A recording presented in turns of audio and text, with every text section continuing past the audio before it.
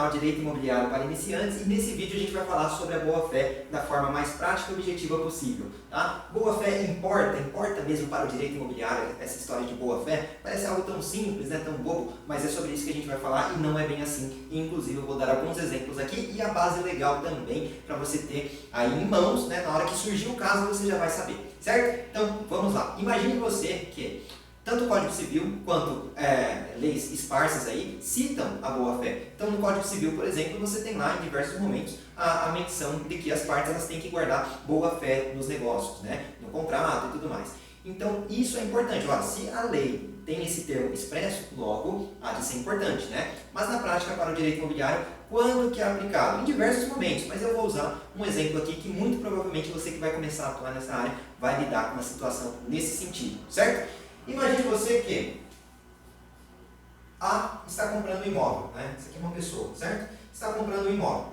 E aí, ela verifica a matrícula, né? Ou ela passa para você fazer a due diligence e verificar a documentação do imóvel. E a documentação desse imóvel está ok. Documentação ok. E o que é uma documentação ok? Não tem processo. Vou colocar assim, não, sem processo. Sem processo e sem dívidas. A princípio é isso, tá? Tem outras coisas? Sim, lógico, tem outras coisas, tem inclusive a parte estrutural e tudo mais, né, do imóvel, mas aqui a gente está falando aí da análise documental. Então, você verifica a documentação do imóvel, documentação ok, porque não tem nenhum processo que está discutindo esse imóvel e também não tem nenhuma dívida, certo? Mas onde você viu essa informação? Vamos lá, você viu essa informação na matrícula imobiliária, certo? Essas informações vão estar na matrícula imobiliária, devem inclusive estar na matrícula imobiliária. Se existe um processo que está discutindo esse imóvel, essa informação ela deve estar na matrícula, certo? Então vamos supor que, voltando aqui no exemplo, A comprando o imóvel que está tudo ok. Então ele vai lá e faz o quê? Ele compra o imóvel. Compra o imóvel, certo? Ele fica feliz, compra o imóvel, você deu o seu ok, fez o seu parecer, perfeito, tudo ótimo. Só que, daqui a um ano, por exemplo, que seja, coloque um prazo aí 6 meses, um ano e meio, que seja, A descobre que não é mais dono do imóvel. De repente, ele verifica a matrícula do imóvel e verifica que tem outro dono. É possível isso? Sim, é possível isso, tá? Então, A passa a não ser mais dono do imóvel, essa compra deu errado. E por quê?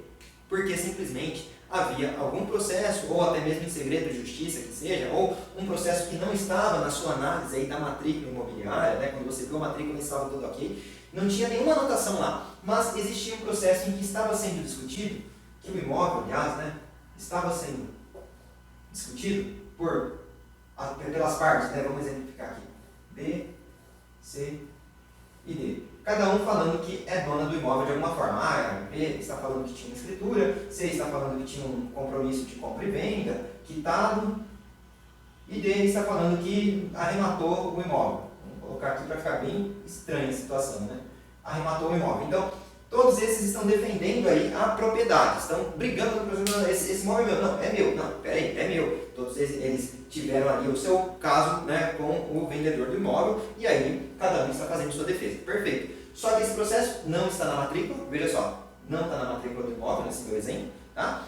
E acabou que não foi visto, né, não foi baixado aí todas as certidões e tudo mais, você só se ateve à matrícula do imóvel. Logo, o que acontece com A? Como não está na matrícula do imóvel, A ele é chamado de terceiro de boa fé. Veja só que o fato de não ter nenhuma anotação na matrícula permite que chamemos aí o comprador A que registrou o seu imóvel, tá? Aliás, registrou a propriedade, né? Registrou sua escritura. Então, nesse exemplo aqui, tá? Uma coisa que eu não comentei no começo, mas A registrou a transferência. Ou seja, está realmente no nome dele, ok? Opa. Certo? Então ele pode ser chamado de terceiro de boa fé porque não tinha nenhuma anotação na matrícula. E qual que é a fundamentação para isso?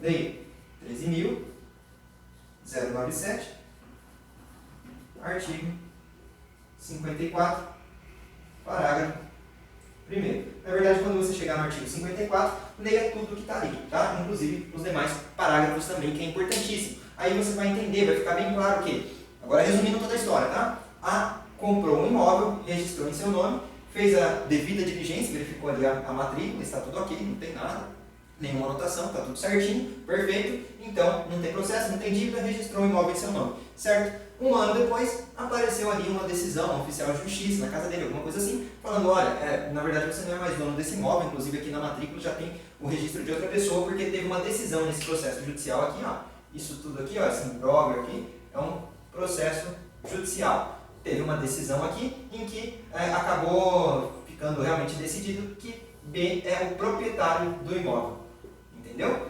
Só que quando isso acontecer, se o cliente falar, não, peraí, eu sou o proprietário, eu nem sabia disso, aí aplicando a regra da lei 13.097, artigo 54, parágrafo 1º, comprador A é um terceiro de boa-fé. Então a boa-fé pode garantir. Por que eu falo pode garantir? Porque vai depender caso a caso, né? Aqui no caso, você logicamente deveria também baixar as certidões para encontrar aquele processo, certo? Lógico, se é um processo em segredo, não tinha o que fazer. Você não consegue vê-lo, ok? Mas se ninguém fez nenhuma anotação na matrícula, é um terceiro de boa-fé que adquiriu esse imóvel, então ele tem sim chances de defender esse imóvel e falar, não, é meu, eu registrei, eu paguei, então não tem o que fazer. Eu não sabia e não tinha como saber esse processo porque na matrícula do imóvel não tinha nenhuma anotação. Simples assim, certo? Então veja você que o fato da boa-fé estar constando na lei, e nesse caso aqui ele teve boa-fé, ou seja, ele não tinha conhecimento dessa ação, por isso que ele comprou. Talvez se ele tivesse conhecimento, talvez ele não compraria, né? Então ele realmente provou ali a questão da boa-fé e sim, tem chance, grande chance inclusive de defender, logicamente se for aplicada a regra legal aqui,